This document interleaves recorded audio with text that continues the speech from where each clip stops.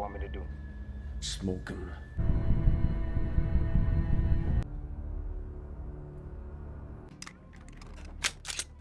I have your attention.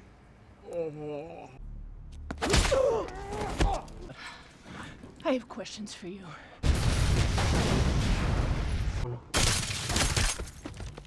A woman is engaged in a brutal fight with a Mexican gangster in a car. After which she kills him with a shot to the head. The woman, Riley North, drags his body to the trunk of the car, where two other bodies are already stuffed inside. Riley, a wife and mother turned vigilante, returns to her van where she sleeps on a rundown side of town, a well-known figure to the people around. Don't leave. She treats the wound she received in the fight, downs a bottle of alcohol before stapling her wound shut. Inside her bag, she has a box of cookies, which triggers a memory to 5 years earlier in better times. She and her daughter Carly are leaving a Girl Scout meeting when they get accosted by another parent and her snobby kid, arguing with Riley over the parking spot she feels entitled to since her daughter sells more cookies than anyone. I don't think you're Firefly troop material. Carly calls her an asshole and thinks Riley should have punched her, but Riley doesn't think doing bad things to bad people makes you much better. Riley's husband Chris runs a failing auto repair shop and is desperately behind on bills. Today is Carly's birthday, so Riley drops her off with Chris before heading to work at a local bank. Her boss is taking the day off to go shopping and wants Riley to close up, ignoring her protests. Meanwhile, Chris is visited by a friend, Mickey, who has a plan to make them rich. He works for a powerful drug lord named Garcia and has a plan to steal millions of dollars in cash from him. That kind of money could buy Riley a new house and finally send Carly to a good school. But Chris decides to think things over before deciding. Riley gets home late that night only to learn that no one showed up for Carly's birthday party. Turns out the snobby woman from earlier purposely planned a get-together and invited the entire class except Carly. Then Carly's invite must have gotten lost in the mail. You should have punched her lights out. Who reminds her why the punch was necessary. Seeing Carly's disappointment, Riley decides they should all go out for pizza and ice cream and have loads of fun. All right, we're gonna have a big night. Go get a jacket. Riley and Chris know they don't have the cash, but he promises that things won't always be like this. Later, he leaves a message for Mickey telling him he is out, as he's not taking the risk. The family then head out together, unaware they are being watched by a lone gangster in a car. Turns out Garcia has found out about Mickey's plan and has him beaten and tied up. He orders the man following Chris to make an example out of him before decapitating Mickey. That's what you want? Fucking puto. Riley, Chris, and Carly have a fun time at the park, going on all the rides and taking photos, and decide to grab ice cream at the end.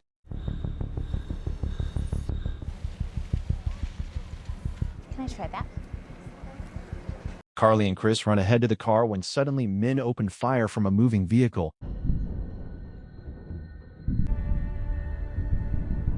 Brutally killing Chris and Carly on the spot while Riley is hit in the head. She recovers briefly, the shock forcing her body to move, and she goes over to her family screaming for help before passing out again. Paramedics take her away while detectives Carmichael and Beltran start investigating the case. Almost a month later, Riley wakes in the hospital and Carmichael is already there with good news. He has 3 suspects in custody and needs her help identifying them, and while the doctor doesn't think she is strong enough, Riley wants to talk. Carmichael explains the hit was a result of Chris and Mickey planning to rob Garcia, even though Chris refused. Riley breaks down in tears, and the doctor decides that's enough questioning, so Carmichael leaves behind the photos she took that night with the family. I saw them. Not long after, Riley heads to the police station to identify the culprits from a lineup and instantly picks out the driver of the car. Other groups are called in, and Riley points out all the men who were in the car that night, certain she is correct. That's him. Yes, I'm sure. Beltran and Carmichael meet at lunch, where Beltran shows him the badge of the last detective that got too close to Garcia. Beltran warns that Garcia has men everywhere, even inside the department, urging him not to overreach if he loves his life. Riley is at home packing her stuff to move out as she has received an eviction notice. There is a knock at the door, and a man in a suit lets himself in, claiming to be a friend. He starts trying to convince her to let everything go so that she can move on and start a new life. It'll be time for you to move on. I just want to give you a bit of advice. and pulls out an envelope filled with cash. What is this? He then sees her antipsychotic medication, suggesting that maybe her memory of the events is hazy. Riley demands that he leave, so the man tells her her fight is useless before leaving. You think that you're gonna have justice? I'm just putting it out there. They won't. At the trial of the accused men, the suited man turns out to be the lawyer representing them. He then brings up her medication, using it as a basis to prove she was mistaken when she identified his clients. Riley tries to protest, certain of what she saw, Three men in a moving vehicle. Wait, but you're not hearing me. Can you help me out? but the judge dismisses the case. Riley loses it, screaming at the judge before lunging at the men and ends up getting tased. Demanding you to a mental health treatment program. Riley is being shipped off to a mental institution. Carmichael decides to ride with the ambulance carrying her, but Riley sees her chance, attacks Carmichael with a gas canister, and escapes the ambulance. Carmichael and Beltran find her bloody handprint on her family's headstone, suspecting that she will turn up, dead or alive. In the present, Carmichael and Beltran are called to a major crime scene, where the three gangsters accused of killing Riley's family were found hanging from a carousel at the same park where they died. FBI agent Lisa Inman learns that some psycho woman drove a truck into a gun store and made off with some military-grade weapons. Facial recognition got a match from a stowaway on a container ship 3 months ago, and when Lisa sees the photo, she gets concerned. Carmichael and Beltran are wrapping up the crime scene when they get a call to meet with the FBI. We then see Riley inside her van preparing weapons and putting on a ballistic vest before heading out. Carmichael and Beltran meet with Inman, who reveals the day Riley escaped from them she stole $55,000 from the bank where she worked and disappeared. 4 months later, she popped up in a hospital in Hong Kong with multiple injuries, and they soon found a video of her engaged in an MMA fight online. Carmichael thinks nothing of it until he sees the video of Riley robbing the gun store and starts to put it together with the 3 bodies he found earlier.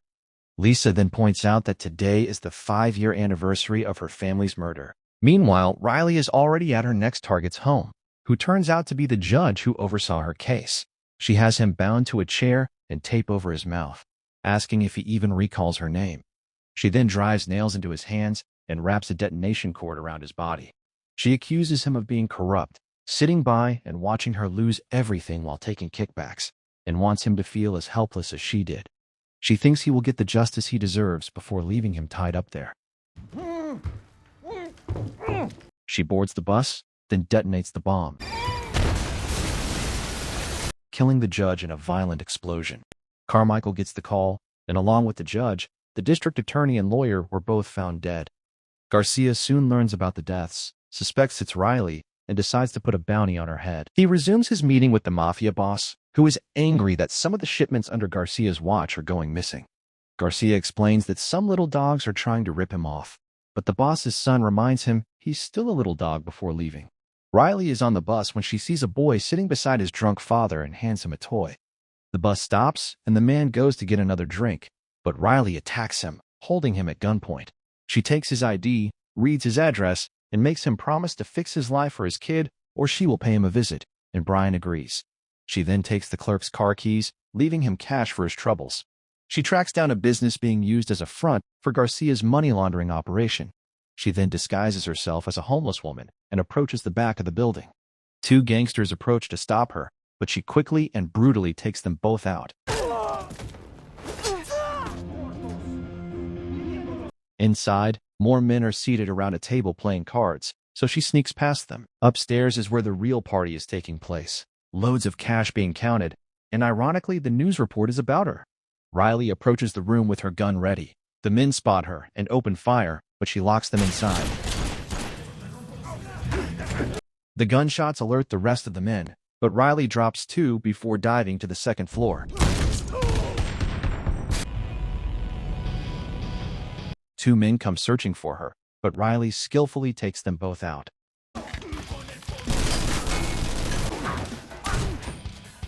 After wiping out the men there, she returns to the room upstairs, gunning down everyone inside except one man, Marvin, who she has questions for. Later, Marvin reports to Garcia, revealing he had no choice but to tell Riley everything he knows.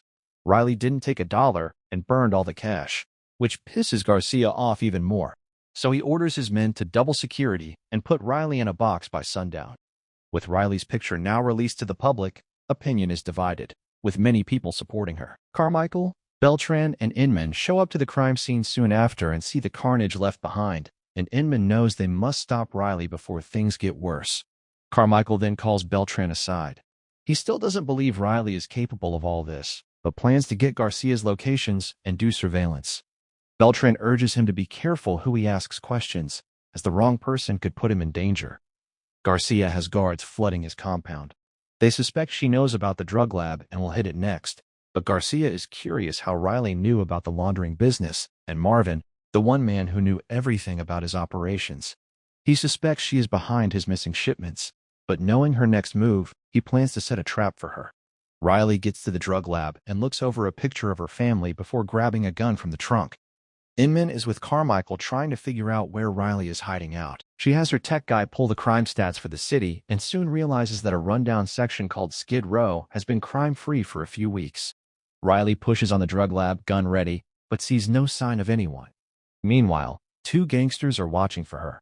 Riley soon realizes the lab is rigged to blow and goes to escape. The men spot her and blow the building. Riley survives the explosion, emerging from the sewers. A man comes to check on her, but she steals his car and takes off after the men. Garcia gets news from his guys that the trap worked, unaware Riley is trailing them. Inman turns up to Skid Row on her own. She asks a homeless man about the recent crime situation, but he tells her they have an angel looking over them. The men in the car make it all the way back to Garcia's driveway before realizing they're being followed. Riley pulls ahead, blocks the road, then ambushes the men, killing one and stabbing the other in the shoulder. Garcia is at home with his men when he sees news reports indicating that Riley is still alive. At the gate, two guards see the car roll in and go out to check, but get sniped from inside the vehicle. The car continues rolling into the compound, Riley using it as cover to infiltrate and quickly take out the men. Garcia kills the lights to the house, but the car smashes through the front doors. Riley kills a few men before they even realize what's happening. One man tries jumping out at her, but she overpowers and kills him. She finds a girl hiding inside a room and sends her away to hide, killing a man who comes to check. Riley then corners Garcia and another man who try to hold her back with gunfire, but Riley kills the gangster before holding Garcia at gunpoint. She wants blood, but Garcia's daughter steps out, distracting Riley and allowing Garcia to grab a knife and stab her multiple times. She disappears as more men come checking and escapes the compound as cops begin racing up the driveway. Riley makes it to snobby neighbor Peg's home and knocks her out before using a sanitary pad to stop the bleeding. She has Peg tied up in the kitchen and notices she isn't wearing her ring, mocking her that her rich husband left her for someone younger and prettier. Peg insults her, so Riley rests the gun to her head, causing her to pee herself. Peg begs her to be reasonable, saying killing her will not bring Carly back. Riley doesn't want her even saying Carly's name. She tells Peg she will burn the house down with her inside, then leaves her there screaming. Following the trail of death, the cops soon turn up to Garcia's home with bodies scattered everywhere. Beltran, nor any of the other cops, can get in touch with Carmichael, who responds to a call from Inman and turns up at Skid Row. Inman has found Riley's van with her weapons and wants to set up surveillance of the area so they can capture Riley and learn everything about her operation.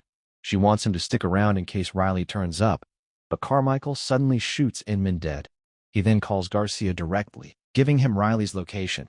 So he rounds up his men and soon pulls up with a large number of men who begin searching everywhere for Riley. Riley is passed out inside a building. One man comes close to her hiding spot when a vision of Carly begs her to wake up. The man spots her blood trail and calls it in before Riley pushes a filing cabinet onto his head, killing him.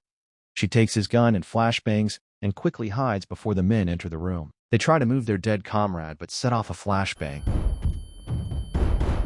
And Riley uses the distraction to gun down all the men inside the room.